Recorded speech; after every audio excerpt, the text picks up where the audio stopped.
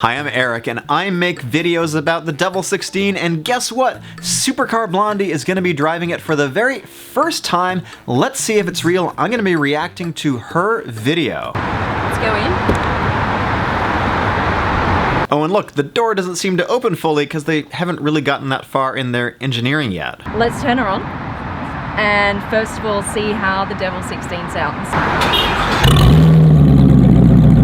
Previously, I have thought that audio was dubbed over the video, but to me, I can identify this engine. This sounds exactly like an LS. I think this might be an LS7.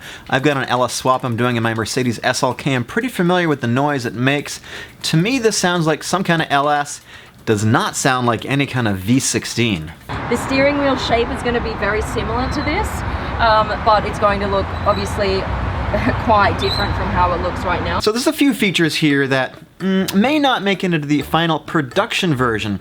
Let's look at this Nintendo steering wheel, for example. I'm not really getting the sense that there's any kind of airbag here.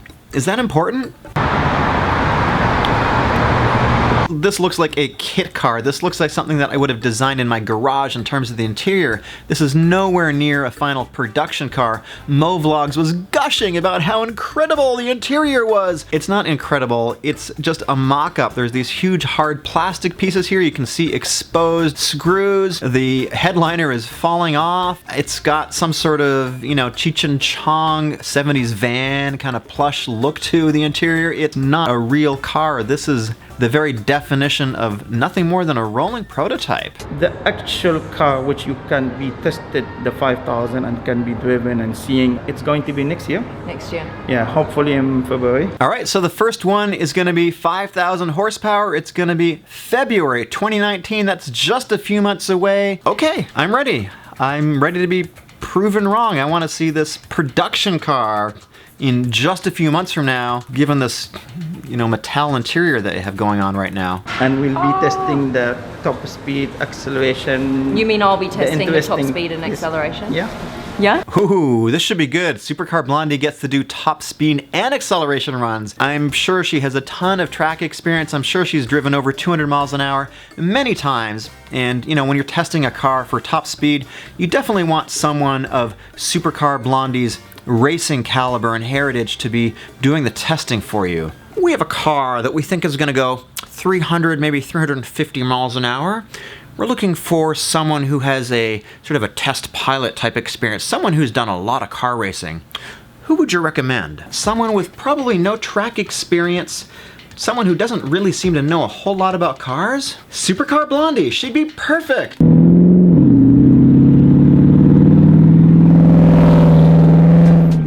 All right, so I will make some concessions here. I've been pretty harsh in previous videos about the Devel 16 and the fact that they've just been pitching a prototype, which wasn't even a running prototype, and now they're admitting for the first time it is a running prototype. Okay, props to you, Devel. You've spent 5 years, and now you've got what amounts to a kit car with probably a stock LS engine that moves, and I don't know how many millions of dollars you spent on this. My guess, and this is not based on, you know, any data that I have, but it seems like this might be a transaxle and an engine from a Chevy Corvette or something modified like that. It seems like it's an automatic, and it just has that V8 rumble, which I really, really like, but it sure doesn't sound like a V16 to me. How real is this car? It's absolutely a real prototype. Yes, it's moving. Is this anywhere close to production?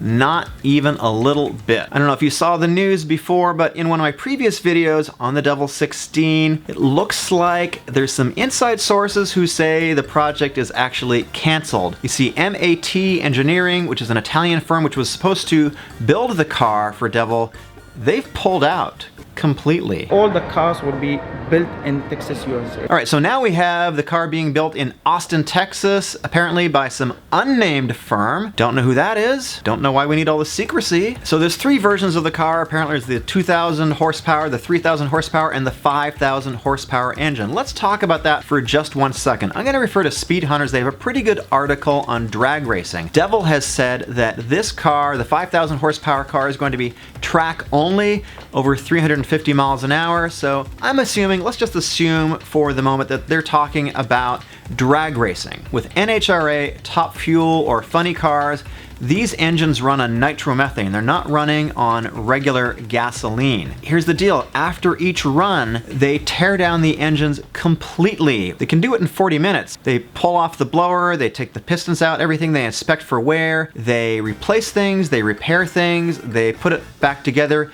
in between each and every single run. So here's the question. Does the 5,000 horsepower V16 engine need to be rebuilt after every single drag racing run? Does it do 2? Can you do it in 40 minutes? And what category is this car going to compete in? Is it going to compete in funny car? Is it going to compete in top fuel? Kind of doubt it. It doesn't look like that. This is something that's supposed to be driving around at hotels in Dubai or in the desert.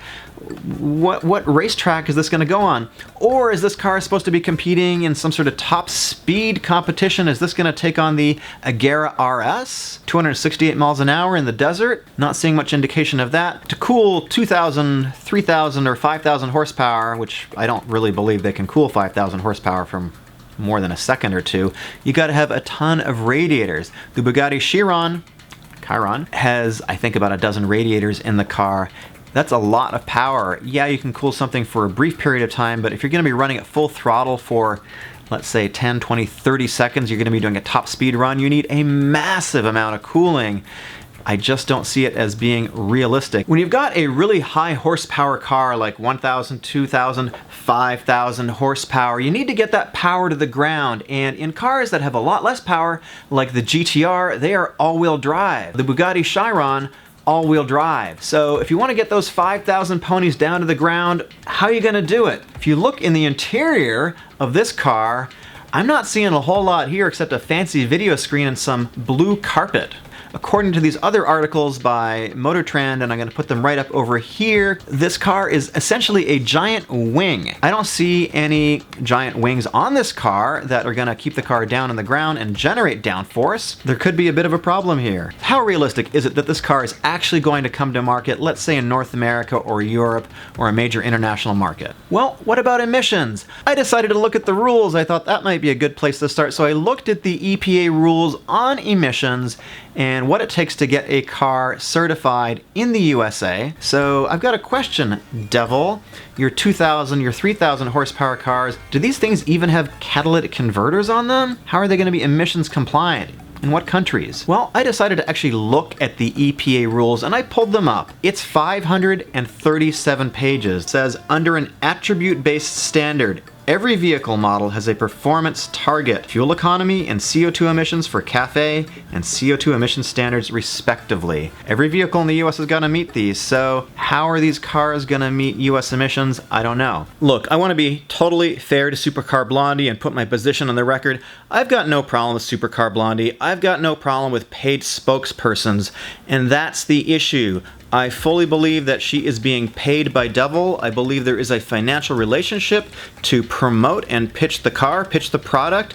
That's totally fine. There's absolutely nothing wrong with that. However, it is against YouTube's terms of service to not disclose this kind of relationship.